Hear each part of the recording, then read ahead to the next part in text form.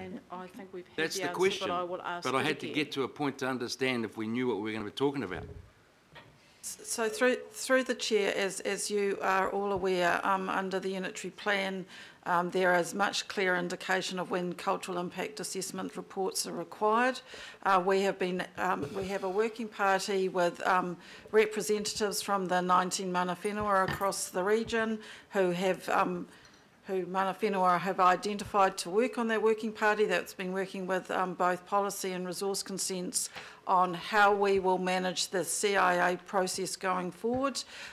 It's very clear in that the recommendations coming out of that working party that there is a recognition that the information provided to iwi needs to be a lot clearer. Equally, there are responsibilities on behalf of iwi once they are contacted by an applicant to get back within a certain time frame, because at the moment there is no time frame set, and so there's a bit of uncertainty what happens if you write to iwi and you don't get a response back. Is there a need to follow up, etc. So there's a whole improvement process coming out of that. That's why we've referred to it in this report, that we recognise that for both applicants and iwi, the process at the moment has not been cleared, and particularly when one of these applications were lodged, we hadn't even really started the conversation about CIAs. But going forward, we believe the recommendations coming out of that working party, which put greater obligations on council in the resource consent area, but also on applicants and iwi,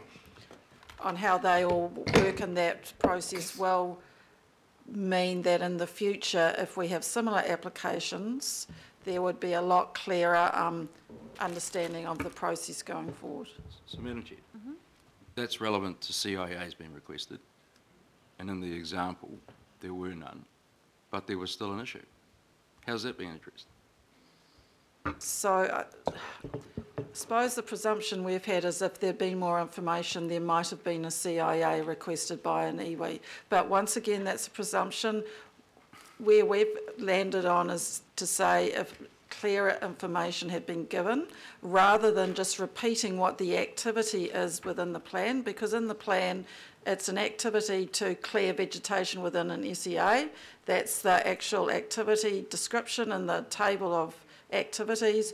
That's what's got put in the summary of consents. By actually being more clear about what sits underneath that, we believe there might have been a different response from iwi. Okay. Last question, Madam Chair.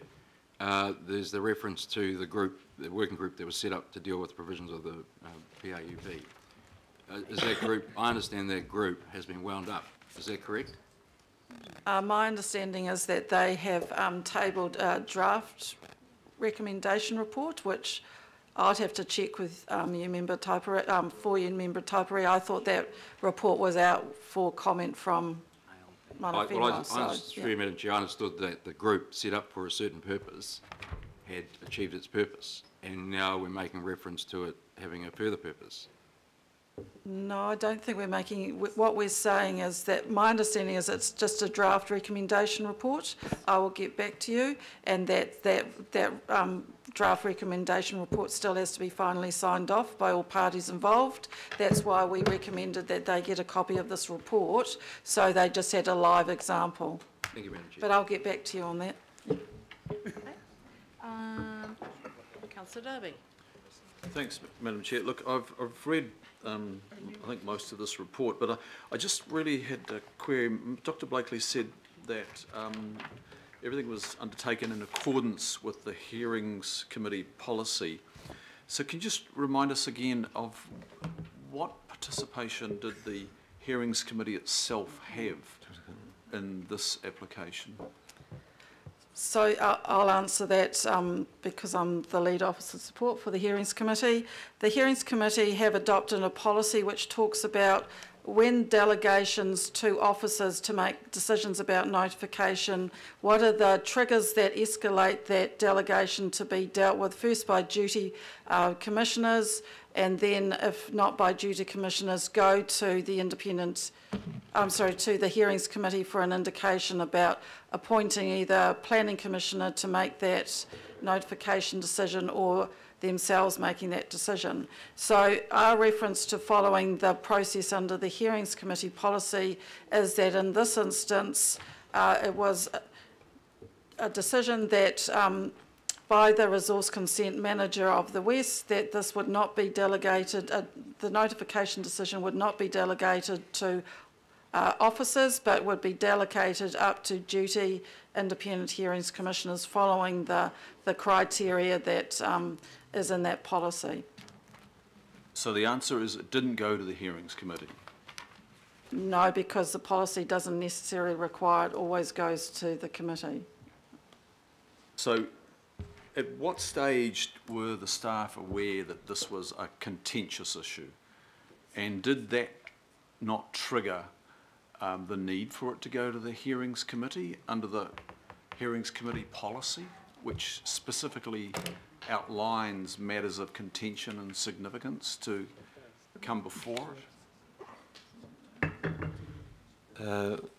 Well, I think this issue became increasingly contentious as time went on. I don't know whether, Dean, you're in a position to comment on that? So look, the issue had become contentious. We were aware of that through the committee, and I don't have the exact dates, but I think mid-2014 rings a bell, that we started to see correspondence that was of concern. Whether that triggers the need for it to come to the Hearings Committee or not, I'm not qualified to answer. But what we do know is amongst 15,000 applications every single year, there are matters that are contentious or where there is public concern.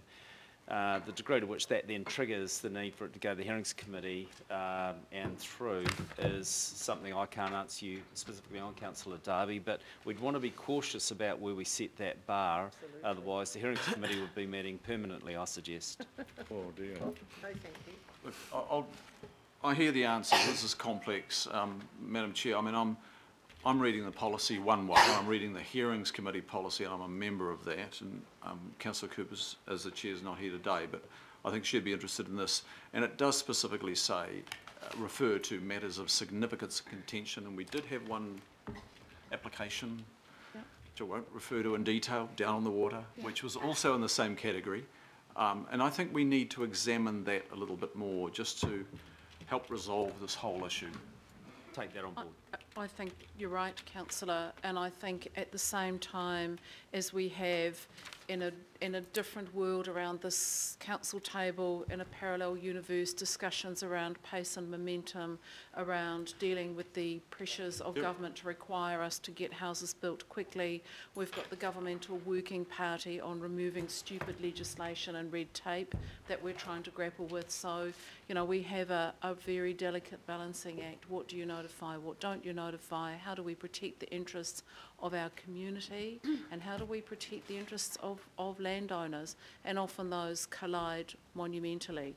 Everyone wants to get their resource consents fast. If it's them, everyone wants their neighbours not to get their resource consents, and it's us finding the balance between the two. So your point is well made. Councillor Wood. Yeah, thank you, Madam Chair. And, you know, I think the big thing we're trying to do here is achieve a better outcome as far as local board role and responsibility in these processes. So I'd like to go to paragraph 104 of your report, which sets out Mr. Preslin's response to reading about one of the applications. And you know, what concerns me is that he did give information that he had concerns about this this application, and then and went as far as to say, as a matter of course, I prefer the application is publicly notified. So, what more did he have to do? Could he have done more to have an influence on the independent commissioner? Is his missive not you know, active enough in its directive to the independent commissioner? Did you have any views on that? Do you have a view on that? So we need to remember what the role of the independent planning commissioner is, and that role is to look at the guidance in the RMA about what applications should or should not be notified.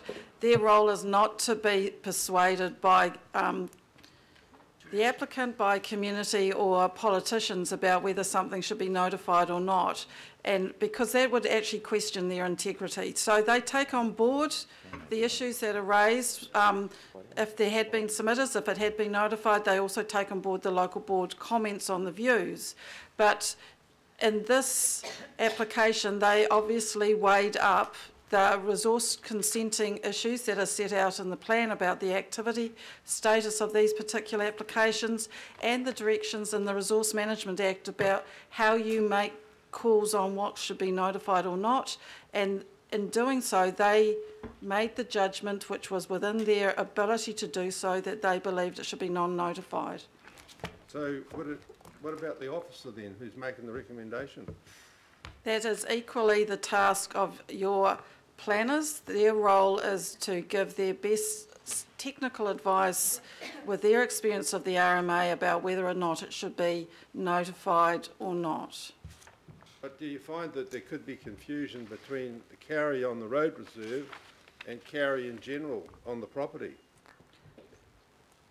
As I said earlier, I think everybody who was involved in this application in reading the reports was aware of the concern of removal of kauri, but the consideration had to be around, was there a better alternative location for these buildings on the site, and weighing up the information provided by ecologists and planners, the decision of two separate independent hearings commissioners, because there was one for one of the sites and one of the other, was that they believe that the application was the best location, and that did mean the removal of vegetation, including a kauri on 40 Pataroa Road. Yeah. Okay. I think we need to also look at where the discussion's going, which is down reviewing our consenting processes as a whole, and acknowledging that we have, whatever the figure was, several tens of thousands of resource consents every year. We as a council would need to look very seriously at what it would mean for us to start hugely increasing the number of notified consents, Councillor Wood. We also need to have a very good look at, however, if we are notifying the right ones. And I think what this process is doing is saying, let's have a little bit more care in some of these really sensitive areas. That's the right thing to do, but let's not overreact. I've got Member Ngamane, and then I'd like us to move on to the recommendations. I appreciate the review was focused in on the application itself. I'm just keen in undertaking that review. I see reference to an iwi group. There was a meeting held with Te Kauiroa Maki. Were the 7 iwi groups that were originally notified of that application part of the review in any way, shape or form?